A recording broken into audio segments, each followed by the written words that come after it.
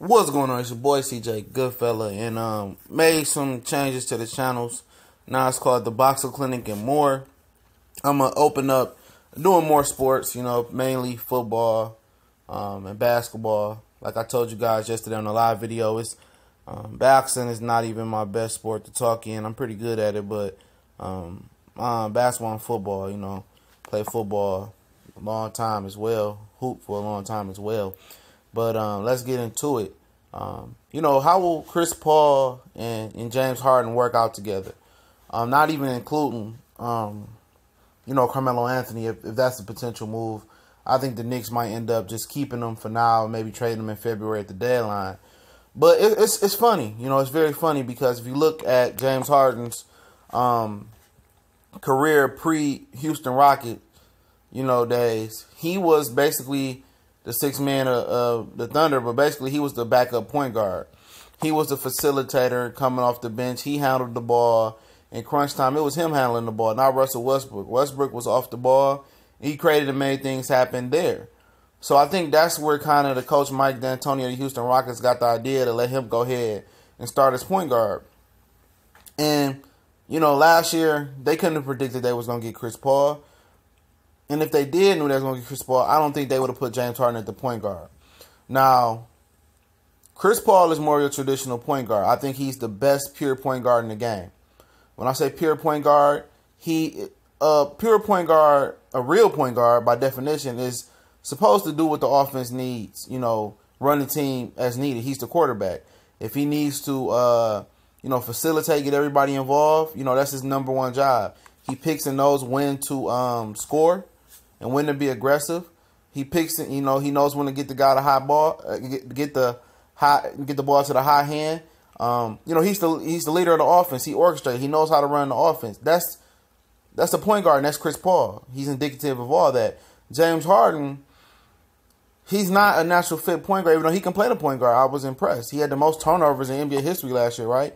So he's still working on that and the ball control handle. But as far as, picking and knowing when to pick his spots, he hasn't mastered that yet. Chris Paul has. That's his nature. So how will it work? And it's up to Mike D'Antoni. He's going to have to tweak his offense to make this work. And what I mean by that is, one, he has to get to James Harden. He has to get to Chris Paul and see how this is going to work. This is two ball-dominant people. And if you so happen to add Carmelo Anthony in, that's another ball-dominant person. So it's going to be hard to work. And I'm not sure if, Mike D'Antoni can make the adjustment. Maybe one of his assistant coaches can help him out, but the adjustment will have to be, James Harden playing off the ball. Perhaps coming off some screens like Reggie and Rip Hamilton, running some plays for him. Not just isolating one side of the floor and letting them work. That's not going to work. You got to have some ball movement. They're going to have to move this ball some as well and let Chris Paul handle the ball in crunch time and in critical plays. Let Chris Paul be the number one ball handler. It's cool. But you're going to have to get more ball movement going around in the game. You have to move that ball. James Harden's going to have to get used to spotting up. James Harden's going to have to get used to not getting those triple doubles. James Harden's going to have to get used to playing off the ball, plain and simple. Work on, posting them up, on one side of the floor, mid to post range. Pick and roll, have them spot up in the corner when Chris Paul coming off the roll. They have to do a lot of different things with this combination, and perhaps sometime letting Chris Paul play off the ball and let James Harden control the ball, which I think is kind of crazy. But just to just to transition into him not being that ball dominant player, it's a lot of things he can do not to be a ball dominant player. I mean, he can spot up more, and I think he's a phenomenal shooter in James Harden. You can put him Chris Paul in pick and roll situation with Quentin Capella. They roll, and you can have Harden spot up, in the corner on the wing, and that'll give you a third option off the pick and roll. Because the first option is to pass, to Capella. Second option is to Chris Paul drive or pick or shoot the jumper, and the third option can be kicking out to James Harden for the three-pointer. James Harden coming off of multiple screens. Like ripping Reggie and coming on a catch and shoot. Him posting up like Kobe. It's time for him to add to his game. Because at the end of the day, when it comes down to it, when it boils down to it, when all the water's out the pot, James Harden's just not cutting it in crunch time with the ball in particular. You know, you look at that old playoff series, the old finals they had with the Miami Heat. He was nowhere to be found.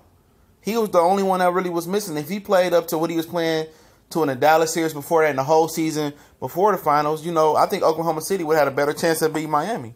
You know, you look at it, the year they came back from 3-1 and beat the LA Clippers. You know, he in I think it was the Western Conference Finals. He didn't show up. A few of those games, you know, they could have won down to the wire, and he turned the ball over last year with San Antonio. What was it, Game 5, Game 6? Kawhi Leonard didn't play. He still choked and have a big game. So he's just proven not to have the clutch gene. You know, and Chris Paul is proven to be a clutch player. You know, he always gets injured at worst time. Him and Blake Griffin took chances, but he has hit big shots. He sent the Spurs home not too long ago. And I think they need to make the adjustment, both guys. And I think Chris Paul is going to be a seamlessly easy transition for him not to have the ball in his hand. It's James Harden that's going to have the issue. But I said there's some things they can fix. They had to tweak the offense, run them off the screen, post them up. And I think once he learns to get the ball in different positions, not have the ball in his hand, he's going to see his efficiency rate go up. He's going to see his shooting percentage go up. Turnovers going to go down. So we